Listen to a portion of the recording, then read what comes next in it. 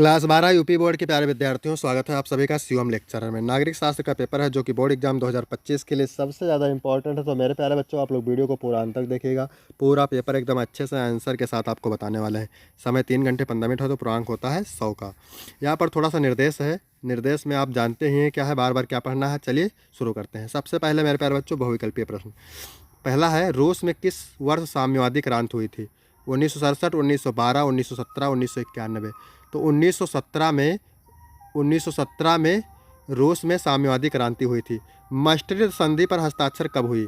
25 अप्रैल 1994, 25 फरवरी 2003, 7 फरवरी 1992, 25 दिसंबर 2005। तो 7 फरवरी 1992 को मास्ट्रिच संधि पर हस्ताक्षर हुई थी। ठीक है, सी ऑप्शन करेक्ट हो जाएगा। इसके बाद है तीसरा, निम्न में से किसको पुलिस हिरासत में मृत्यु हो गई थी? चारू मजूमदार की, जयप्रकाश नारायण की, जगजीवन राम की, दत्ता सामंत की। तो चारू मजूमदार की पुलिस हिरासत में मृत्यु हो गई थी। निम्नलिखित में से कौन नक्सलवादी आंदोलन का नेता था? चारू मजूमदार, जयप्रकाश नारायण, मोरारजी देसाई, दत्ता सामंत। चारू मजूमदार जो है नक्सलवादी आंदोलन का नेता था। वीडियो अच्छा लग रहा है सब लोग वीडियो को लाइक करेंगे, चैनल पर नए होंगे चैनल को सब्सक्राइब करेंगे। गोवा, दमन और दीव पुर्तगाल से कब स्वतंत्र हुए थे? 1961, 1962, 1963, 1965। 1961 में गोवा, दमन और दीव पुर्तगाल से स्वतंत्र हुए। 1984 में ऑपरेशन ब्लू स्टार किस राज्य में चलाया गया था? जम्मू कश्मीर, पंजाब, राजस्थान, दिल्ली। तो पंजाब से हो जाएगा। ठीक है, इसके बाद है 7 नंबर, ताशकंद समझौता किसके बीच हुआ था? भारत पाकिस्तान, भारत नेपाल, भारत श्रीलंका, भारत भूटान। तो भारत और पाकिस्तान के बीच ताशकंद समझौता हुआ था। अवामी लीग का संबंध किस देश से है? पाकिस्तान, बांग्लादेश, नेपाल, भारत। तो बी ऑप्शन से हो जाएगा, अवामी लीग का संबंध बांग्लादेश से है। ठीक है मेरे प्यारे बच्चों। 9 नंबर है, निम्नलिखित में से कौन सा नेता सीमांत गांधी के नाम से प्रसिद्ध था? मोहम्मद अली जिन्ना, मोहम्मद इकबाल खान, अब्दुल गफ्फार खान। ये सभी खान, अब्दुल गफ्फार खान सीमांत गांधी के नाम से प्रसिद्ध था। अगर आपको पीडीएफ चाहिए मेरे प्यारे बच्चों, तो डिस्क्रिप्शन में टेलीग्राम की लिंक मिल जाएगी, वहाँ से आपको पीडीएफ भी मिल जाएगी। भारत में ऊर्जा संरक्षण अधिनियम किस वर्ष पारित किया गया? 2001, 2003, 2011, 2012। तो 2001 सही हो जाएगा। ठीक है, भारत में ऊर्जा संरक्षण अधिनियम 2001 में पारित किया गया। अब है यहाँ पर लघु अति लघु उत्तरीय प्रश्न। उत्तर आपको 10 शब्दों में देना है, प्रत्येक उत्तर के लिए 2 अंक मिलेंगे। आसियान के सदस्य देशों के नाम। तो आसियान के सदस्य देश निम्न हैं। पहला है Indonesia, Thailand, Malaysia, Singapore, Philippines, Vietnam, Myanmar, Laos, Cambodia, Brunei.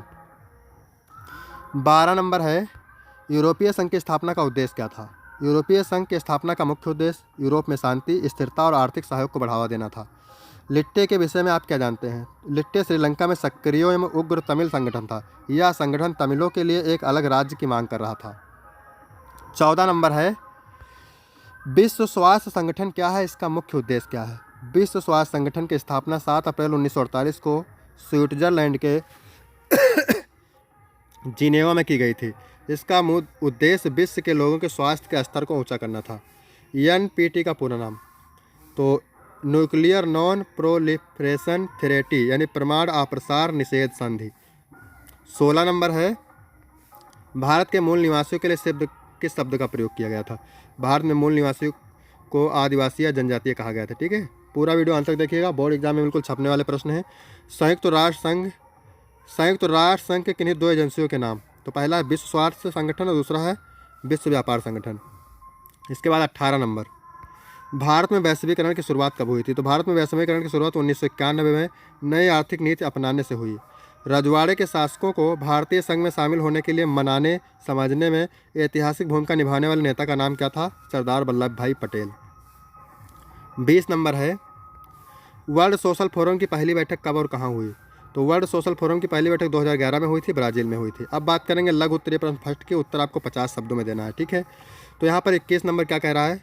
1974 के रेल हड़ताल पर संक्षिप्त टिप्पणी लिखी। 1976 के रेल हड़ताल भारतीय मजदूर आंदोलन का सबसे बड़ा संघर्ष था, जिसमें लगभग 17 लाख रेलकर्मी शामिल हुए। मजदूरी विरोधी काम के बेहतर हालात, सामाजिक सुरक्षा की मांग को लेकर यह हड़ताल हुई। 8 मई से 27 मई तक चली इस हड़ताल का नेतृत्व जॉर्ज फर्नांडिस ने किया। सरकार ने इसे सख्ती से दबाया। इसके बाद 22 नंबर है, बिहार आंदोलन पर एक नोट लिखिए। बिहार आंदोलन, जिसे जेपी आंदोलन भी कहा जाता है, लोकनायक जयप्रकाश नारायण के नेतृत्व में हुआ था। यह आंदोलन भ्रष्टाचार, महंगाई और बेरोजगारी के खिलाफ था। छात्रों और युवाओं ने इसमें बढ़ चढ़कर भाग लिया। यह आंदोलन आगे चलकर आपातकालीन का प्रमुख कारण बना। इसके बाद 23 नंबर है 1985 के असम समझौते के परिणाम का वर्णन। तो 1985 का असम समझौता असम आंदोलन का परिणाम था, जिसे केंद्र सरकार और आंदोलनकारी संगठनों के बीच हस्ताक्षरित किया गया। इसके तहत 1971 के बाद अवैध प्रवासियों को निर्वासित करने, असमिया संस्कृति की रक्षा और राज्य के विकास के लिए विशेष उपायों का प्रावधान किया गया। 24 नंबर है मेरे प्यारे बच्चों, जनता दल के बारे में आप क्या जानते हैं? जनता दल की स्थापना 1988 में विभिन्न विपक्षी दलों के विलय से हुई। इसका नेतृत्व बीपी सिंह ने किया। 1989 के चुनाव में जीतकर जनता दल ने सरकार बनाई, लेकिन 1990 में टूट गया। इसे राष्ट्रवादी जनता दल, आरजेडी जनता दल और समाजवादी जनता दल जैसे दल बने। 25 नंबर है मेरे प्यारे बच्चों, राष्ट्र निर्माण से आप क्या समझते हैं? तो राष्ट्र निर्माण एक सतत प्रक्रिया है, जिससे आर्थिक विकास, सामाजिक समरसता, राजनीतिक स्थिरता और सांस्कृतिक एकता के माध्यम से राष्ट्र को सशक्त बनाया जाता है। इसमें शिक्षा, बुनियादी ढांचा, कानून व्यवस्था और नागरिक सहभागिता महत्वपूर्ण भूमिका निभाते हैं, जिससे एक मजबूत, आत्मनिर्भर और प्रगतिशील समाज का निर्माण होता है। इसके बाद 26 नंबर है, क्या कह रहा है? भारत की चीनी अर्थव्यवस्था नियंत्रित अर्थव्यवस्था से किस तरह अलग है?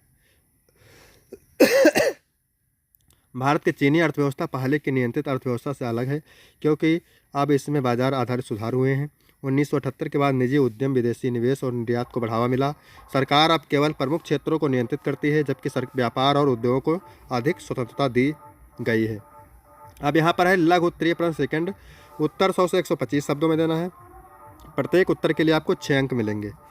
साझी संपदा संसाधनों का क्या अर्थ है? उदाहरण देकर स्पष्ट कीजिए। साझी संपदा संसाधन वह प्राकृतिक संसाधन है जिनका स्वामित्व और उपयोग समुदाय या समाज के कई लोगों द्वारा साझा रूप में किया जाता है। ये संसाधन न तो पूरी तरह से निजी होते हैं और न पूरी तरह से सरकारी, बल्कि सामूहिक अधिकारों के तहत आते हैं। उदाहरण के लिए ग्रामीण चारागाह, गांव में सामूहिक रूप से उपयोग किए जाने वाले चारागाह, झीलें और तालाब, सार्वजनिक उपयोग के लिए उपलब्ध जल स्रोत, जंगल, स्थानीय समुदायों द्वारा लकड़ी, चारा और जड़ी बूटियों के लिए उपयोग किए जाने वाले वन, मछली पकड़ने के क्षेत्र, समुद्र या नदी के कुछ हिस्से जहां कोई समुदाय मछली पकड़ते हैं।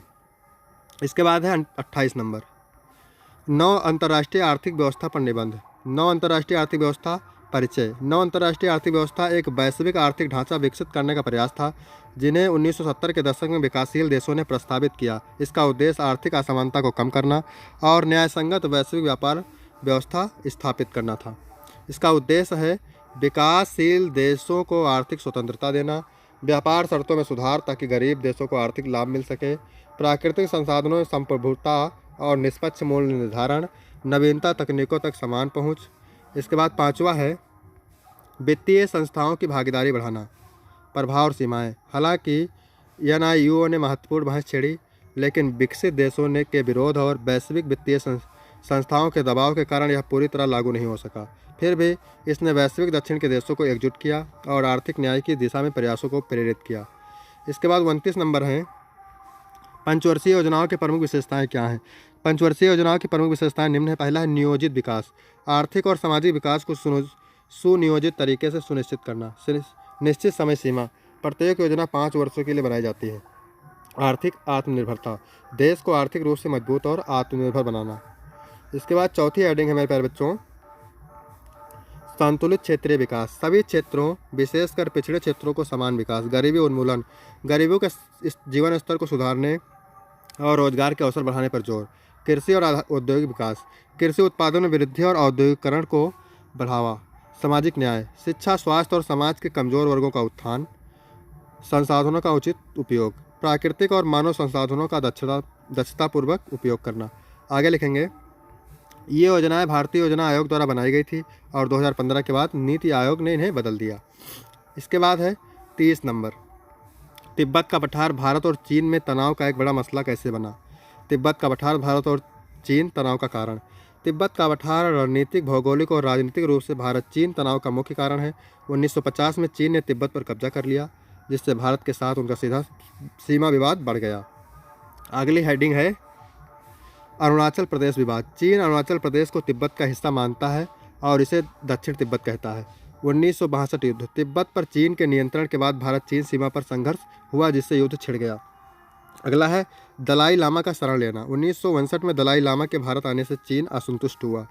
इसके बाद है सैन्य तनाव, चीन तिब्बत पर सैन्य गतिविधियां बढ़ाकर भारत की सीमाओं पर दबाव बनाता है। इसके बाद दीर्घ उत्तरीय प्रश्न, उत्तर आपको 250 शब्दों में देना है।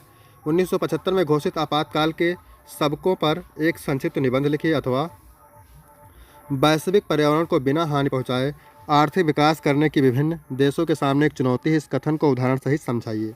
ठीक है, अथवा करके 2 पूछता है, आपको 1 करना रहता है। फिर एक बार बता देते हैं, अगर आपको इसका PDF चाहिए मेरे प्यारे बच्चों तो टेलीग्राम लिंक डिस्क्रिप्शन में मिल जाएगी, वहाँ से आप टेलीग्राम ज्वाइन करेंगे, वहाँ से आपको PDF मिल जाएगी। ठीक है, सभी लोग वीडियो को लाइक करेंगे, चैनल को सब्सक्राइब करेंगे और शेयर करेंगे। 32 नंबर क्या कह रहा है, बांग्लादेश युद्ध 1971 की विवेचना कीजिए अथवा जम्मू कश्मीर की समस्या का वर्णन कीजिए। तो यहाँ तक वीडियो कंप्लीट होता है। वीडियो कैसा लगा, वीडियो अच्छा लगा तो वीडियो को लाइक करेंगे, चैनल को सब्सक्राइब करेंगे, शेयर करेंगे। फिर मिलते हैं आपको अगले वीडियो में, तब तक के लिए जय हिंद जय भारत।